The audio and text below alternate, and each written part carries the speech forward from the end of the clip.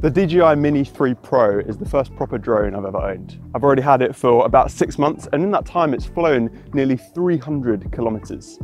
I'm absolutely loving it, and I thought I'd pack as much information about it as I can in a little video.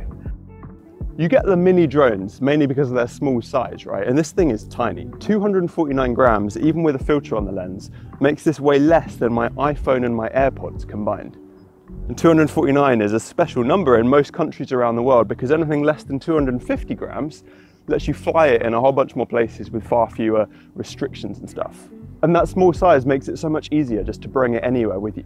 You can literally fit it in here, in here, in here, and even in here. So they made it small, but you don't miss out on power at all. The motors in the Mini 3 Pro mean that it can easily withstand winds of 25 plus miles an hour.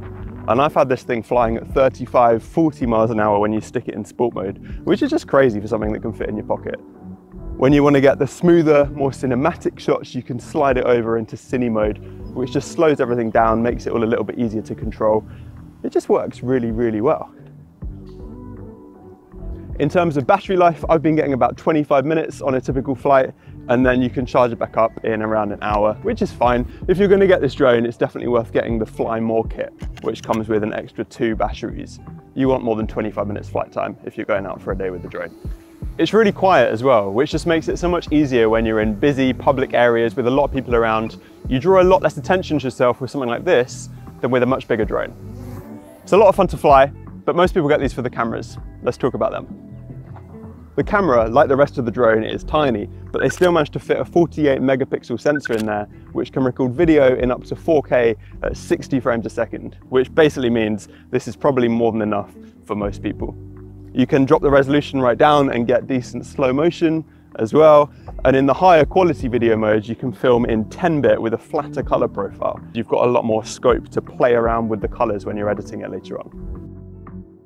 The built-in software lets you get a load of different types of shots without even touching the control sticks, and the drone's got front, back, and downwards facing obstacle avoidance sensors. It will do its best to try not to hit into stuff when you're flying around.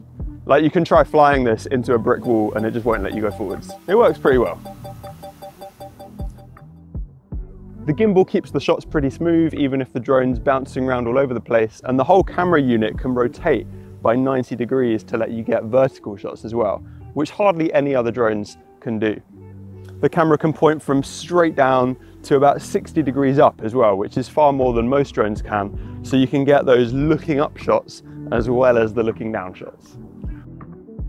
All in all, this is a great little drone. Obviously, you're not getting the same quality out of something that you'd pay £10,000 for, but for the money, what you're getting in terms of speed and size and battery life, quietness of the motors, and even a great camera makes this a really great option for anyone who's looking to get into aerial video or photography.